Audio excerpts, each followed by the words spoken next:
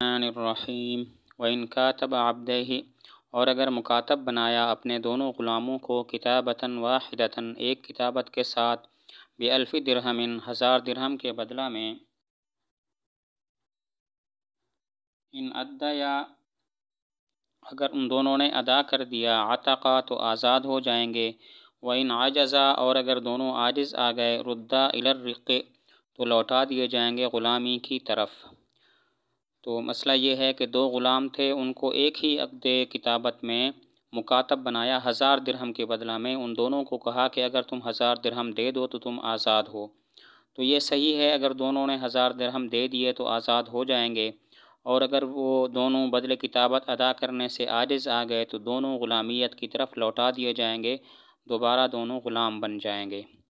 دو غلام تھے، ان دونوں کو عقد واحد میں 1000 درہم کے بدلے مکاتب بنایا، مثلا یوں کہا کہ میں تم دونوں کو 1000 کے بدلے مکاتب بناتا ہوں، تو یہ صحیح ہے، اگر دونوں نے 1000 درہم دے دیے تو آزاد ہو جائیں گے، اور اگر وہ دونوں عاجز آ جاتے ہیں اور ادا کرنے سے وہ عاجز آ جاتے ہیں تو پھر وہ دونوں غلامیت کی طرف لوٹ جائیں گے۔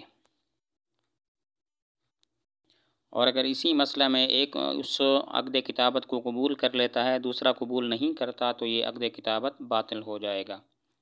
وَإِنْ كَاتَبَهُمَا اور اگر ان دونوں کو مکاتب بنایا عَلَىٰ أَنَّ كُلَّ وَاحِدٍ مِّنْهُمَا اس شرط پر کہ ان میں سے ہر ایک ہوگا ضامن عن الآخر دوسرے کی طرف سے جازت الکتابت ہو تو کتابت جائز ہے، وَأَيُّهُمَا أَدَّى اور ان دونوں میں سے جو بھی ادا کرے عتقا تو دونوں آزاد ہو جائیں گے، وَيَرْجِعُ عَلَىٰ شَرِيكِهِ اور رجوع کرے اپنے شریک پر بنصف ما أَدَّى اس مال کے نصف کا جو اس نے ادا کیا۔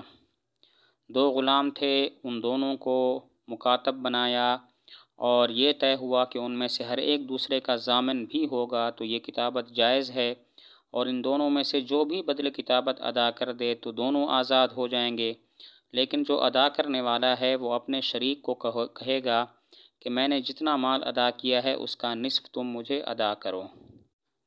دو غلام تھے، ان دونوں کو 1000 کے بدلے میں مکاتب بنا دیا، لیکن یہ بھی طے ہوا کہ ان دونوں میں سے ہر ایک دوسرے کا ضامن ہوگا، تو یہ کتابت جائز ہے۔ ان دونوں میں سے جس نے بھی 1000 درہم ادا کر دیے تو وہ دونوں آزاد ہو جائیں گے، لیکن جو ادا کرنے والا ہے وہ چاہے تو اپنے دوسرے شریک سے اس دوسرے غلام سے 500 کا رجوع کر سکتا ہے، جو کہ نصف بنتا ہے کل مال کا، یعنی کل مال کے نصف کا وہ رجوع کر سکتا ہے۔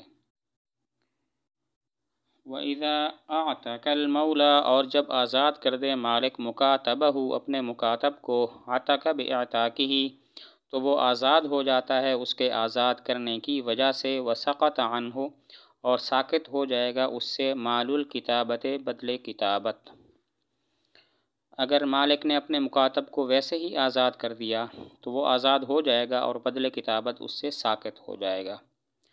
مالک نے اپنے مکاتب کو ویسے آزاد کر دیا تو آزاد ہو جائے گا اور اس سے جو بدلے کتابت ہے وہ ساقط ہو جائے گا۔ وَإِذَا مَاتَ اور جب فوت ہو جائے مولا المکاتب مکاتب کا مالک، لم تنفسخ الکتابت تو کتابت فسخ نہیں ہوگی، وقیل لہ اور اس مکاتب کو کہا جائے گا ادِ المال مال ادا کرو الی ورثۃ المولا مالک کے ورثاء کے لیے، مالک کے ورثاء کو علی نجومہ اس کی قسطوں پر، فإن اعتقہ پس اگر اس کو آزاد کر دیا احد الورثۃ وارثوں میں سے ایک نے، لم ینفذ عتقہ تو نافذ نہیں ہوگی اس کی آزادی، وإن اعتقوہ جمیعا اور اگر اس کو آزاد کر دیا ان تمام نے، عتقہ تو آزاد ہو جائے گا، وسقط عنہ مال الکتابت اور ساقط ہو جائے گا اس سے بدلے کتابت۔ مکاتب کا مالک فوت ہو جاتا ہے تو کتابت فسخ نہیں ہوگی، اس مکاتب کو کہا جائے گا اب یہ بدلے کتابت مالک کے ورثاء کو ادا کرو قسطوں کی صورت میں۔ اگر اس صورت میں ایک وارث کہتا ہے کہ میں اسے آزاد کرتا ہوں تو اس کی آزادی نافذ نہیں ہوگی، لیکن اگر وہ سارے ورثاء اس کو آزاد کر دیتے ہیں تو وہ آزاد ہو جائے گا اور اس سے بدلے کتابت ساقط ہو جائے گا۔ مکاتب کا مالک فوت ہو گیا تو کتابت فسخ نہیں ہوگی، اس مکاتب کو کہا جائے گا یہ بدلے کتابت مالک کے ورثاء کو قسطوں کی صورت میں ادا کرو۔ اس دوران اگر کوئی ایک وارث اس کو آزاد کر دیتا ہے تو اس کی آزادی نافذ نہیں ہوگی، لیکن اگر وہ سارے ورثاء اس کو آزاد کر دیتے ہیں تو وہ آزاد ہو جائے گا اور اس سے بدلے کتابت ساقط ہو جائے گا۔ وَإِذَا كَاتَبَ الْمَوْلَى، اور جب مکاتب بنائے مالک ولدہ اپنی ولد کو، جائز ہے۔ فَإِن مَاتَ الْمَوْلَى، پس اگر فوت ہو جائے مالک، سقط عنہا مال الکتابت، تو ساقط ہو جائے گا اس سے بدلے کتابت۔ مالک نے اپنی ولد کو مکاتب بنا لیا تو ٹھیک ہے، اس کے بعد اگر مالک فوت ہو جاتا ہے تو اس سے بدلے کتابت ساقط ہو جائے گا اور وہ ویسے آزاد ہو جائے گی۔ مالک نے اپنی ولد کو مکاتب بنا دیا تو جائز ہے، لیکن اگر مالک فوت ہو جاتا ہے تو اس سے بدلے کتابت ساقط ہو جائے گی، بدلے کتابت اس سے ساقط ہو جائے گا۔ وَإِن وَلَدَتْ، اور اگر بچہ جنا مکاتبتہ، اس کی مکاتبہ نے، منہ اس سے، فہی بالخیار، تو وہ اختیار کے ساتھ ہوگی، ان شاءت اگر چاہے، مضت علی الکتابت، جاری رہے کتابت پر، وَإِن شاءت، اور اگر چاہے، عجزت نفسہا، عاجز قرار دے اپنے آپ کو، وصارت ولد لہ، اور ہو جائے گی وہ اس کی ولد۔ اپنی مکاتبہ باندھی تھی اس کی، تو مالک سے اس کا بچہ پیدا ہو گیا، تو اس مکاتبہ باندھی کو دو اختیار ہیں۔ نمبر 1، کتابت کو جاری رکھے، یعنی مکاتبہ بن کر رہے۔ نمبر 2، اپنے آپ کو بدل کتابت ادا کرنے سے عاجز قرار دے اور وہ مالک کی ولد بن کر رہے۔ اپنی مکاتبہ باندھی تھی، اس کا اس سے بچہ پیدا ہو گیا، تو وہ مکاتبہ باندھی کو دو اختیار ہیں۔ نمبر 1، اپنی کتابت کو باقی رکھے، اور نمبر 2، اپنے آپ کو بدل کتابت ادا کرنے سے عاجز کر لے اور مالک کی ولد بن کر رہے۔ وَإِن كَاتَبَ، اور اگر مکاتب بنایا مدبرتہ، اپنی مدبرہ کو، جازا، تو جائز ہے۔ فَإِن مَاتَ، پس اگر مر جائے المولا مالک، ولا مال لہ غیرہا، اور اس کا کوئی مال نہ ہو اس کے علاوہ، کانت بالخیار، تو وہ خیار کے ساتھ ہوگی، بین ان تسعی فی ثلثی قیمتہا، اس بات کے درمیان کہ وہ محنت مزدوری کرے اپنے قیمت کے 2/3 میں، اور جمیع مال الکتابت، یا اپنی پوری بدلے کتابت میں۔ باندھی مدبرہ تھی، مالک نے اس کو مکاتبہ بنا لیا تو یہ جائز ہے۔ اس کے بعد اگر مالک فوت ہو جاتا ہے اور مالک کا اس باندھی کے علاوہ کوئی مال نہیں ہے تو اس باندھی کو اب دو اختیار ہوں گے۔ نمبر 1، اپنی قیمت کے 2/3 میں محنت مزدوری کرے اور ورثاء کو وہ پیسے دے، اور نمبر 2، پوری بدل کتابت میں محنت مزدوری کرے اور وہ مال ورثاء کو ادا کرے۔ اپنی مدبرہ تھی، مالک نے اس کو مکاتبہ بنا لیا تو یہ جائز ہے۔ اس کے بعد اگر مالک فوت ہو جاتا ہے اور مالک کا اور کوئی مال نہیں ہے سوائے اس باندھی کے، تو اس باندھی کو دو اختیار ہوں گے۔ نمبر 1، اپنی قیمت کے 2/3 میں محنت مزدوری کر کے مالک کے ورثاء کو دے۔ نمبر 2، اپنے پوری بدل کتابت کی محنت مزدوری کر کے وہ مال ورثاء کو دے، مالک کے ورثاء کو دے۔ وَإِن دَبَّرَ مُكَاتَبَتَهُ، اور اگر مدبرہ بنایا اپنی مکاتبہ کو، صحت تدبیر، تو صحیح ہے تدبیر، وَلَهَا الْخِيَارُ، اور اس کے لیے خیار ہوگا، ان شاءت اگر چاہے، مضت علی الکتابت، کتابت پر رہے، وَإِن شاءت، اور اگر چاہے، عجزت نفسہا، اپنے آپ کو عاجز کر دے، وصارت مدبرۃً، اور ہو جائے گی وہ مدبرہ۔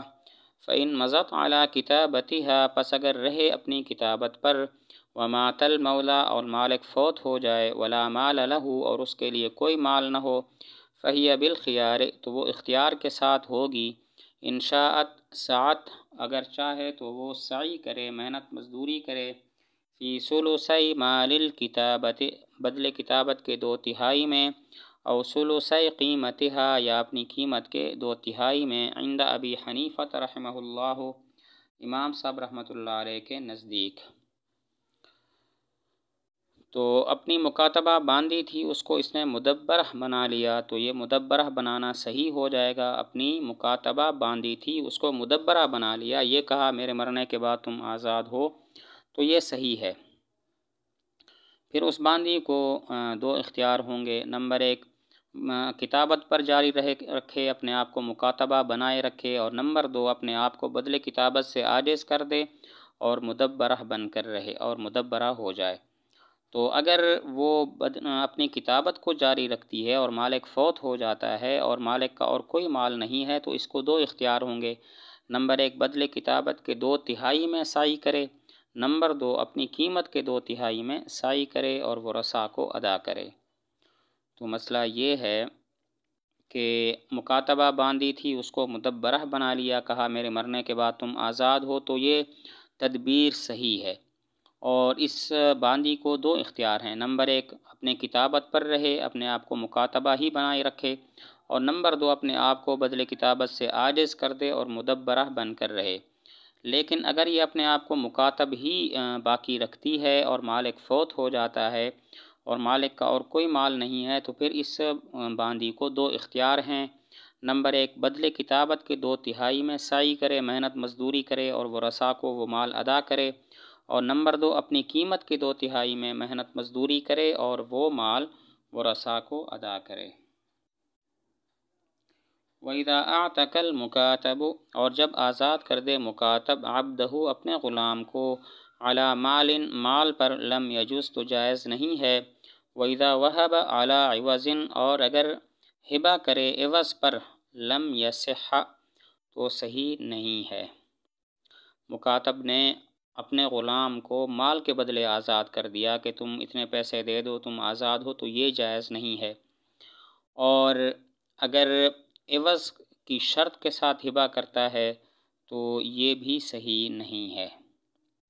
مکاتب نے اپنے غلام کو مال پر آزاد کر دیا، کہا کہ تم 1000 درہم دے دو تو تم آزاد ہو، تو یہ صحیح نہیں ہے۔ اسی طرح اگر مکاتب اپنے غلام کا ہبہ کرتا ہے کسی کو کہ میں مال کے بدلے تمہیں ہبہ کرتا ہوں، تو یہ بھی جائز نہیں ہوگا۔